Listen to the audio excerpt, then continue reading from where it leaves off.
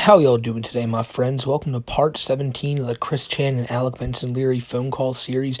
And where we left off, Alec was grilling Chris about not knowing anything about the religion that he claimed to believe in, and just kind of crumbling Chris's whole world. And in today's part, we're going to get to see the angriest Chris has gotten throughout all of these calls so far. We're already on part 17, and now you're starting to get to the good stuff, my friends. So I'm happy that we were here for along this ride, but it's finally time to get what we're here for. And, I did the math, and it seems like 18, 19, and 20 will be the final parts of this. So keep an eye out for those ones. They'll be coming out in the next few days. And yeah, I hope you enjoy this part too, because we're going to jump right back into it. But before I do that, like I say in the beginning of all these, the full unedited call without my commentary is down below, the whole collection of them, as well as every previous part that I've done of this. And also my Twitch and Discord channel is down there too, so check that out. But with all that out of the way, let's just jump right back into it and see what Alec was telling Chris. Cursing is black magic. Curse ye ha me ha.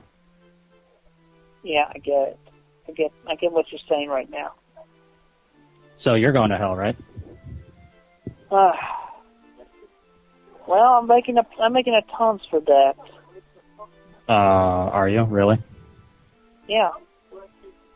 Well, I asked you to give Mao a forgiveness blessing, and that was the most lackluster one I've ever seen you do. Do you believe that black magic works, Chris? There's a chance that it can, but not if you're Christian, because the Christian God says that all magic and supernatural stuff that doesn't come from God is false.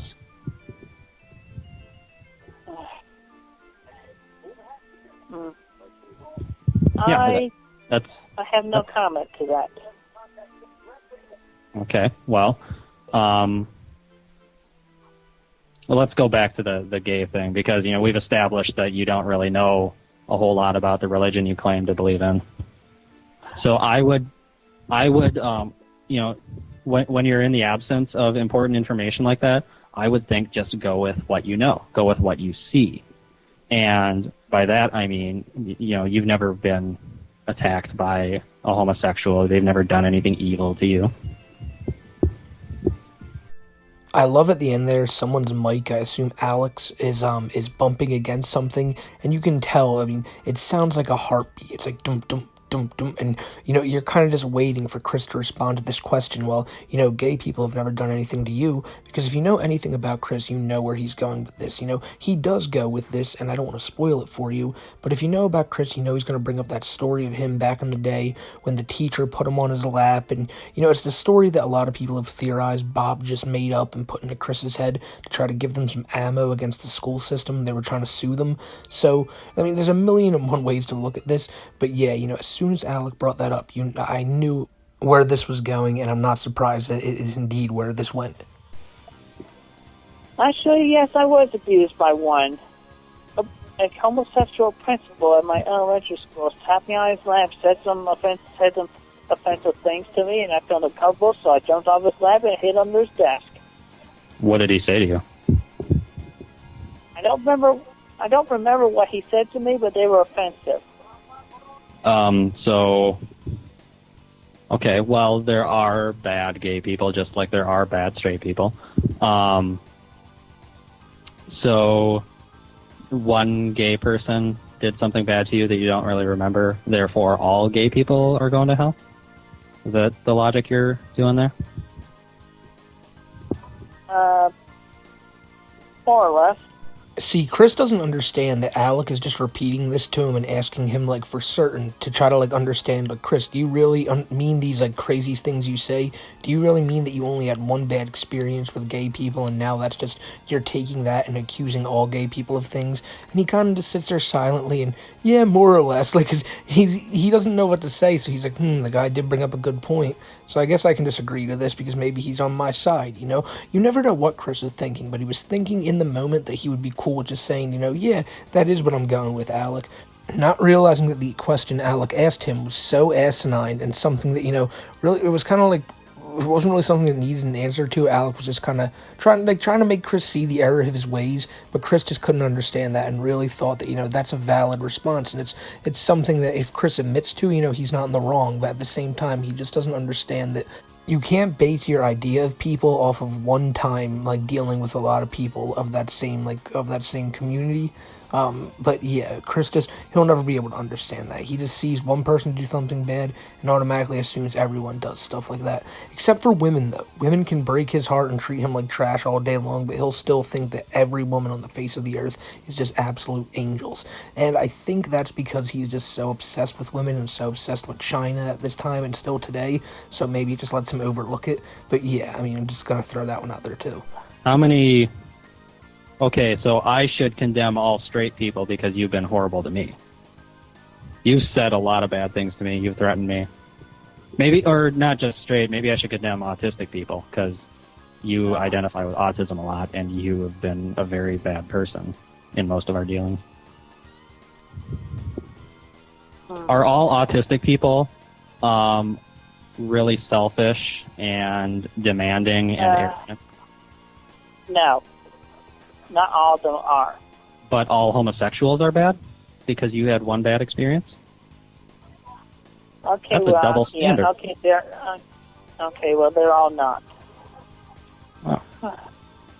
I love how you're able to hear Chris audibly sigh at the fact that he's being pressed on something that, he himself said, but he doesn't want to, he thinks it's such a hassle to say, okay, well, I guess they're all not, in the most half-assed way he can possibly say it. He doesn't mean it at all. He just realizes, all right, let me keep saying more things this guy will agree with to get him out of my hair. And it's just, it'll never get old because Chris clearly doesn't think any of these things. He thinks that he's 100% in the right here. And he, like I said, he has no problem just saying this stuff to this guy. But at the same time, he gives no enthusiasm about it, where anyone who can hear him can tell that he's being completely disingenuous. And like I brought up, he doesn't understand these things. He'll say whatever he wants about one people, but whenever it gets brought back to him, it's like, oh well, no, that can't be true because now it applies to me. He never thinks about the things he says. He never thinks about putting himself in other people's shoes, which is very easy to do if you just sit down and try it. But for Chris, unacceptable, can't do it because those people are wrong. But when he gets pressed on it and asked why they're wrong, well, he doesn't have a good answer for that because he just thinks they're wrong, and you shouldn't have to ask questions about that because it's his beliefs, and it's a really warped mind view. Well, I'll wait to see if you really stick to that belief or not, I guess. I mean, I guess it's good that you're saying it now, but why do you sigh so much? Well, I'm a little tired right now. I had to actually clean the kitchen again today. Don't you usually stay up till like 4 a.m. or something, you said? I mean, this is kind of like the middle of the day for you, isn't it? No, this is not the middle of the day for me. This is the middle of the night for me. But, you said you sleep till like noon, right? And then you stay up till like 3 or 4 at night. That's a really weird schedule, by the way. Yeah, but actually, I'm mostly going to bed before midnight, and I get up at like 9 a.m. Oh. See, I usually just gloss over these things because Chris does it so many times in this call, but like 2 times right here, he just lies right to Alec. The first one about cleaning the kitchen, which he didn't do. If you walked into the Chandler household on this particular day back in 2010, that kitchen was a friggin' mess. Like, let's not kid ourselves. And then Chris goes back to, he's been waking up at reasonable times. He's been doing all this stuff now, and maybe he has, but right after he lied about the other thing, it's not hard to assume that Chris is just saying anything he can to make himself sound better. Any criticism Alec has thrown at Chris has said, no, I don't do that. But then later on proves that he 100% still does that. Think about the stuff with the gays. Think about the stuff with him getting rid of Sonichu. Basically everything that he had to put in his apology letter, he never ends up doing it. But he says he's going to do it, and he says he's doing it right now, So everything Chris says, almost every single thing, unless you know about Chris, just assume it's a lie. Well, I actually go to bed like around 11, and so I'm closer to my bedtime than you are to yours, but I feel fine. Yeah. We all get tired, but yeah. Anyway. Yeah.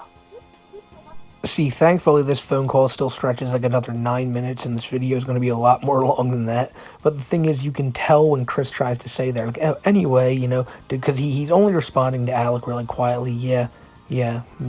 Well, anyway, you can tell he's trying right then and there to get off the phone. Like, well, I'm tired, good night. But thankfully, that's not what happens, and we're still like graced by tons of more hilarious call coming up. So let's jump right back into it. What do you think of? Let's see here.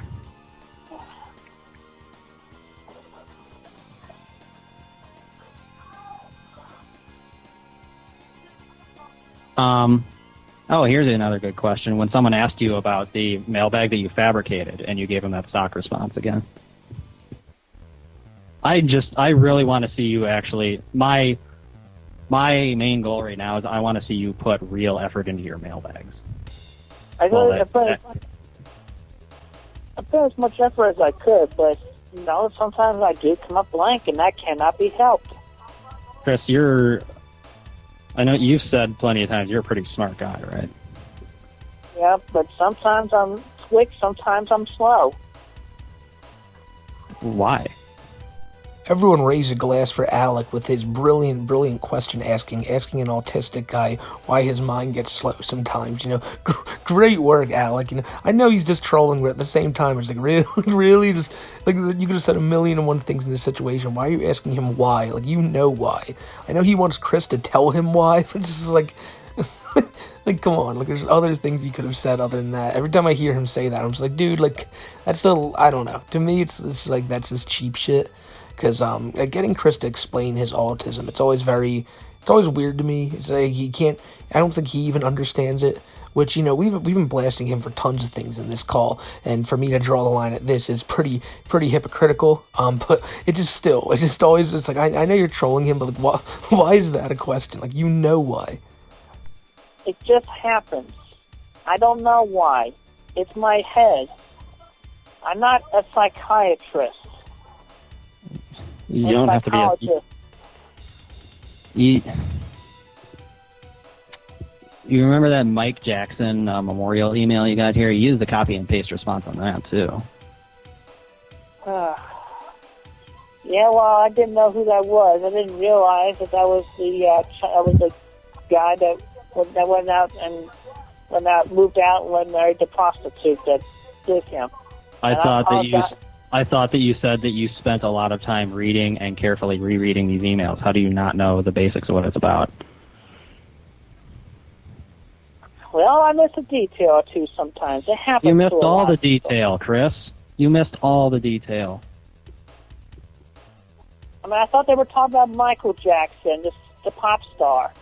So I don't know the full story about this letter that Chris got from this Mike Jackson guy who, left his house and married a prostitute. I don't get this, but at the same time, it is real funny to hear Alec point out that, you miss all the details on every one of these letters. If you hear people praising you and all these things, Chris will be right in the details talking about how people praise Sonichu and said how his art's so good. When people ask him any question that's not something that he wants to hear, he's not going to spend time reading it. So I think that's like why Chris really doesn't pay attention to these letters. He probably just sees a couple words he doesn't understand and just throws it into the other pile. But it is funny to hear him like freak out and just try to defend himself by saying, no, I thought it was the pop star Michael Jackson. And granted, so did I, as soon as he said the Mike Jackson letter. I'm thinking, Michael Jackson had only died like a year prior to this. Was it a year prior? Yeah, it was, in 2009. So, it wasn't too hard for me to think that, but I don't know. It's just, even no matter what this letter said, Chris did not read it once he realized it wasn't just people kissing his ass about Sonichu. Maybe if you'd read the email, you would have seen that wasn't the case. Did you even look at that memorial?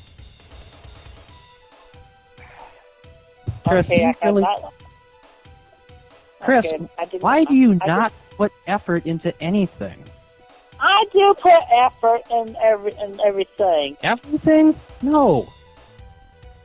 I told you that your website was going to get taken down because of a lawsuit over a stolen character, and you did nothing. I tell you got to upload pages, and you do nothing. I tell you got to respond. I am working on the page. But you don't upload them. Yes, I will. Yes, I do, and I will. No, will is different from do. Will is future tense, and it hasn't happened yet. I'm getting tired. I'm getting tired of this. You're raising your voice at me. I don't appreciate it.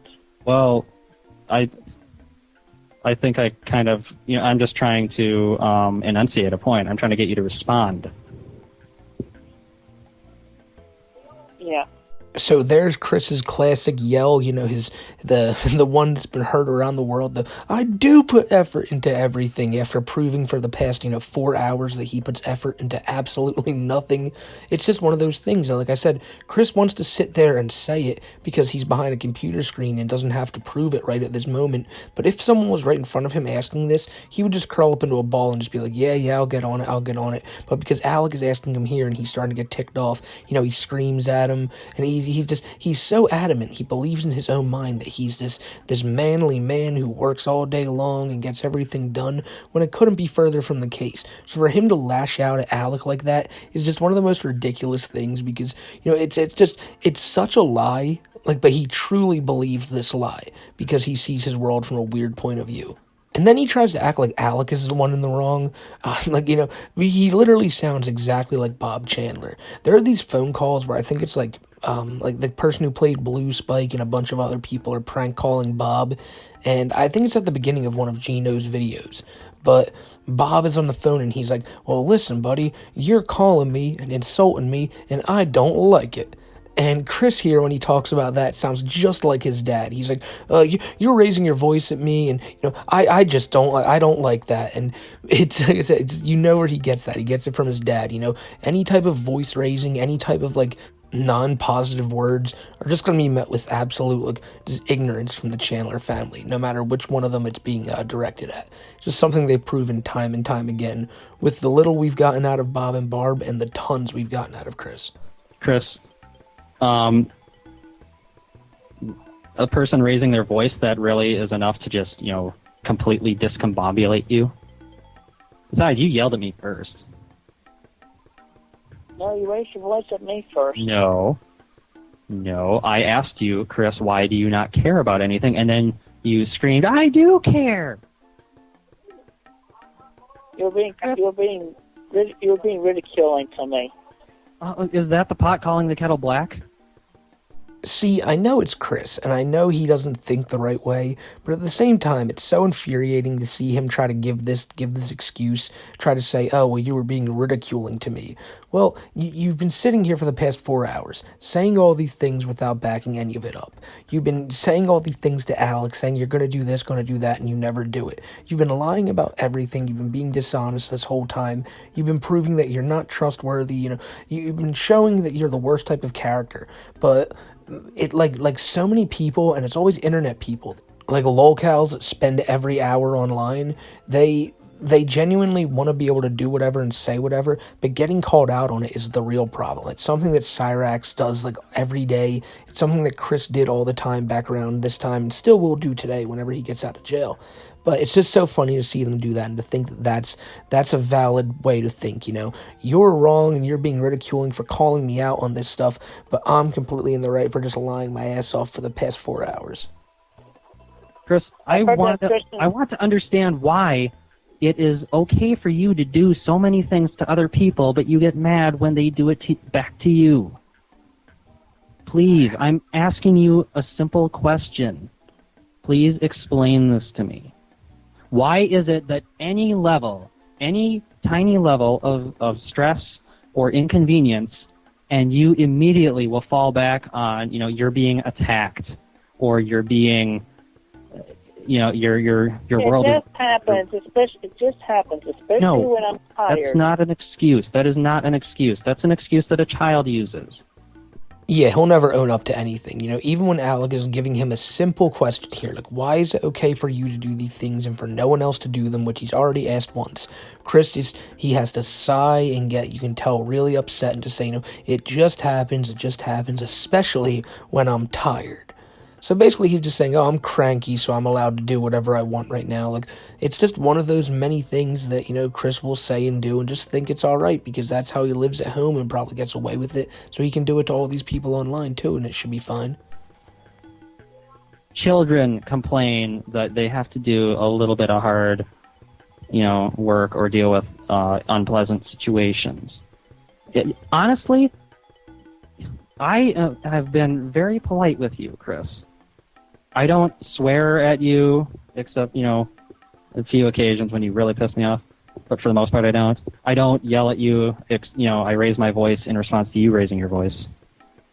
I'm trying to help you. I'm trying to talk to you like an adult. Okay, well, I'm just tired right now. And, considering you go to bed at 11 o'clock, you probably want to finish this up, want to wrap this up as well. So no, I'm doing good. Let's just agree that I will be uploading the pages. And when you got perhaps after book 10 is completed, you could.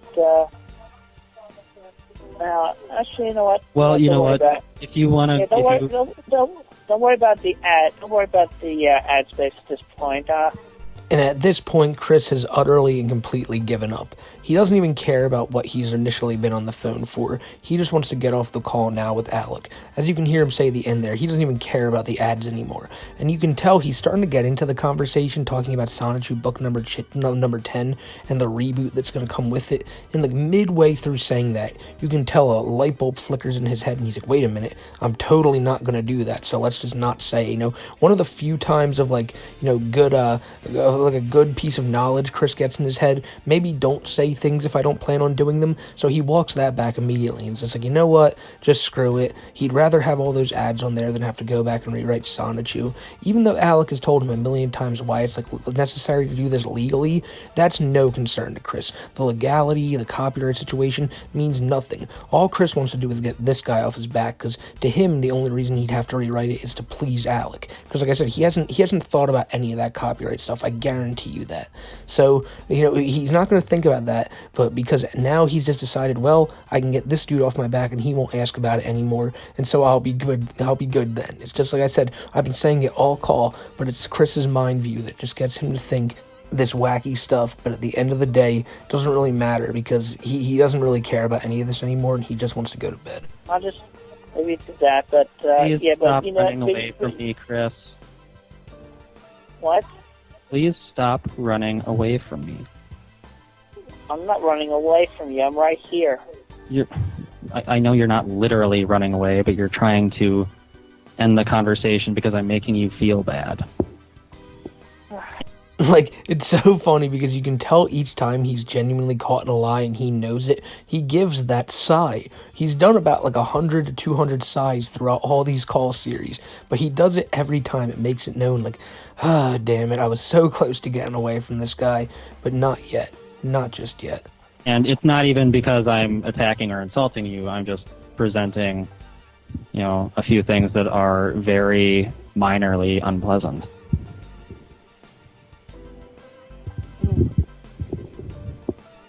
Okay, well, with that, sometimes there are things that, we don't, we would not prefer we would prefer the opposite of unpleasant.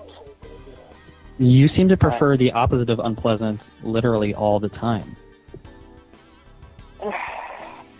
See, Chris did a lousy job of explaining himself there, and I think what he meant to say was, he doesn't want to do anything that anybody else wants to do except for the things that he wants to do. He doesn't want to deal with anything serious, as I've been saying this whole phone call series. He just wants to dick around and play with video games and draw Sonichu to the level that he wants to draw. He doesn't want to have dates for people. He doesn't want to have any type of deadlines. He just wants to do stuff at his own pace when he wants, and he doesn't want to be bothered by it. He wants people to like it. He wants people to pay him. He wants people to write him comments of support, but he doesn't want anything else other than that. In his world, all there should be is positivity towards him. He can throw hate and hurl any type of insults at any type of people different than him, most specifically the gay people, but when it comes to his stuff, all there should be is positivity and no types of unpleasantness.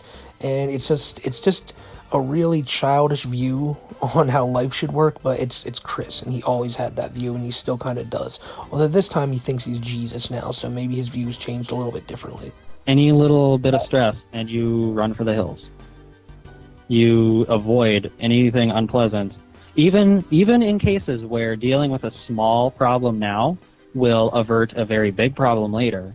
You always choose the hard way. You choose to deal with the big problem that you could have avoided. Bad news is going to happen, Chris. Life is not all fun and games. Well, I'm sure that happened to you, and you actually had to do that as well. Yeah, but then I turned 10 and I started learning to get over it. Man the fuck up, Chris. Pardon my language. But yeah, well, I can't accept that.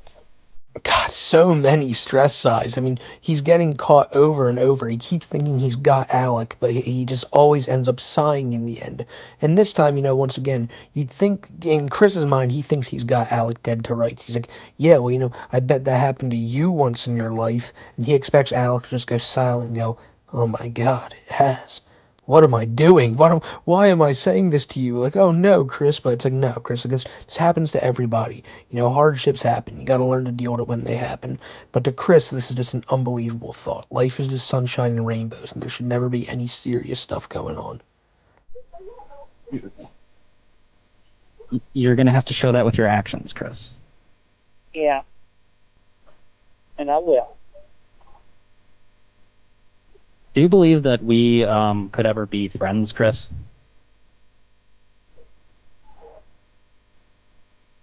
Maybe. Maybe? Yeah. Okay, well, you got to start listening to people that are trying to help you. I am open to opinions and thoughts when they are presented in a non-condescending, acceptable tone, or whatever. That's what you always say, but you never act on them. I'm showing you things you haven't done, and you still don't do them, because I've done this with you several times.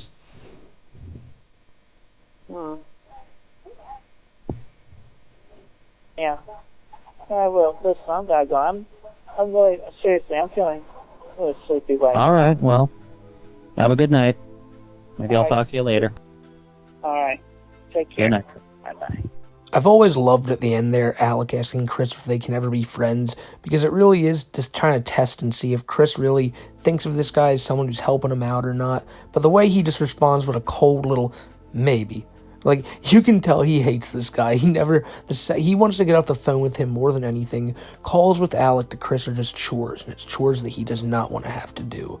And it's so funny to hear him constantly try to get off the phone, and he's so tired, and the calls are getting drawn out and everything, because it just, imagine Chris in a business meeting, at Nintendo. It goes more than 30 minutes, they're talking about like numbers and stuff, and Chris would probably be sitting there just eyeing up the Mario and Yoshi toys in the corner, just being like, oh, I want to play with them right now. I want to play with them so bad, they look so colorful. And, you'd probably be sitting there, they'd be like, all right, Chris, we're going to look at the sale numbers, we're going to look at what we want to sell next quarter, and Chris is going to be like, well, actually, I was thinking that in the shopping mall in Quickville, my office could be, like, at the very top, and, everyone in town on Christian Love Day is going to have to do this. And like, it's just all he wants to think about is like these little things that make him sound cool and these little things that would make him happy.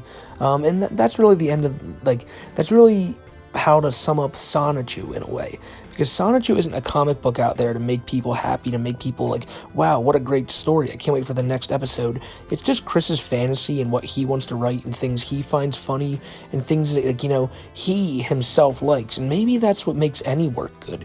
The artist has to obviously like what they're doing and enjoy their work, but Chris's is a little different. It just seems too personalized. Like, not everyone out there is, thinking, oh man, that Mary Lee Walsh and the Jerk-Ops, I hate these people so much, they're like villains on TV, like, I think in Chris's mind, he thinks that people think of Mary Lee Walsh like they would think of, like villains in a superhero movie, like Venom, or I know Venom's an anti-hero, but like Thanos, Or like Sideshow Bob in The Simpsons, you know? He thinks of Mary Lee Walsh and these people as like characters in this world that people are just going to look at as villains, where at the end of the day, they're real people in Chris's real life who he's had problems with.